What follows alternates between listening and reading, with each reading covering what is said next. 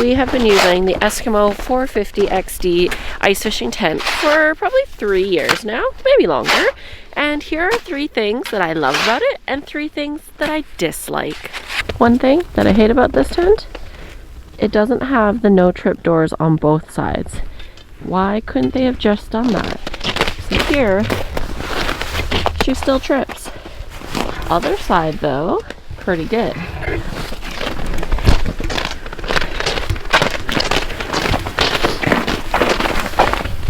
This is the no trip door, meaning it opens all the way at the bottom.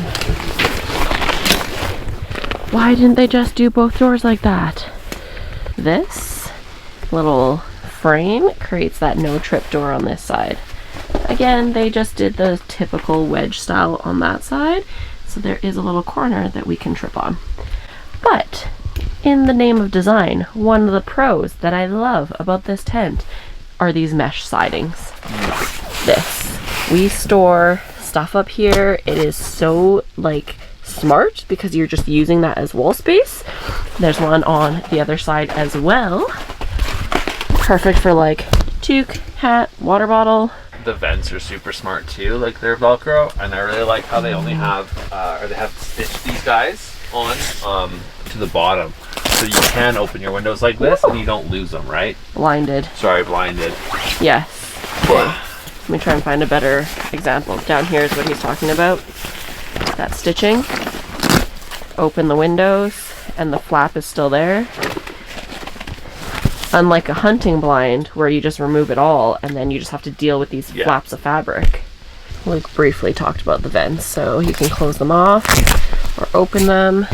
Hot air gets out. It definitely helps if you've got a buddy heater and it's more of that like wet heat and you need to vent a little bit. That might have been already more than 3 things that we love about this tent. The mesh, the vents.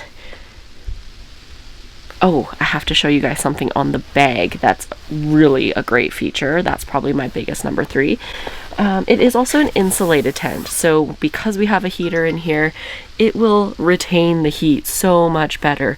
Today it's not too bad, minus 10 degrees Celsius, but we've been out here at minus 20, 25 and can stay pretty toasty warm in here, which makes it a bit more efficient when you're heating the place. Yeah, we had an uninsulated tent before, and like the insulated one makes a significant noticeable difference. Like it's worth the upgrade for sure.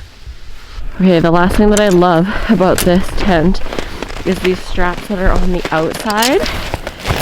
So they're attached to the bag. No more losing them in the middle of nowhere. And these ones on the outside help cinch things up so well. Sorry for the rocky footage here. Luke will show you how this is done.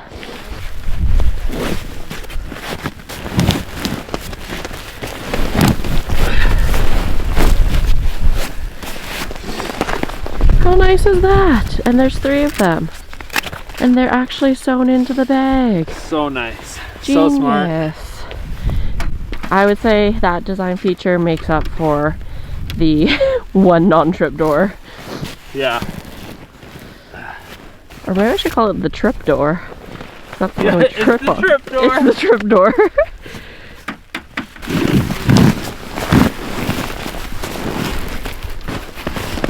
One of the downsides of this tent is actually that you do need usually 2 people to get this set up and tear down because it's so large.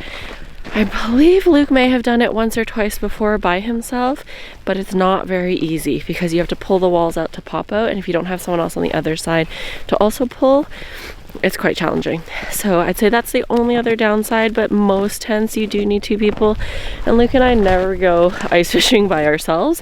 We're like on our own, so we usually have the 2 of us. Yes. So to summarize, the 3 things that I love about this tent are those straps, the mesh like panels on the inside that's for gear storage, and that it has the one non-trip door, and that it's insulated. I guess this is more than just 3. We love this tent. Honestly, it's the best thing that we have. 3 things that I dislike about it that I don't know who thought this was a good idea was having the trapdoor. Why again did you not do it on both sides? How heavy and bulky this thing is. I'll have to look it up how much the total weight is. I thought it was something like 50 to 70 pounds. I think it's like 75 pounds. So it's more than 50 for sure. Pretty massive. And what was the last thing? And that it takes 2 people to set up and tear down. It's very possible to do it with one, but tough. Just tough to get it back in the bag. That's really the hardest tough. part. Yeah, but overall I would recommend the Eskimo Outbreak 450 XD, especially if you like to have the comforts of big chairs and space and a heater and all of that, or if you have a lot of friends that like to go with you, get this tent.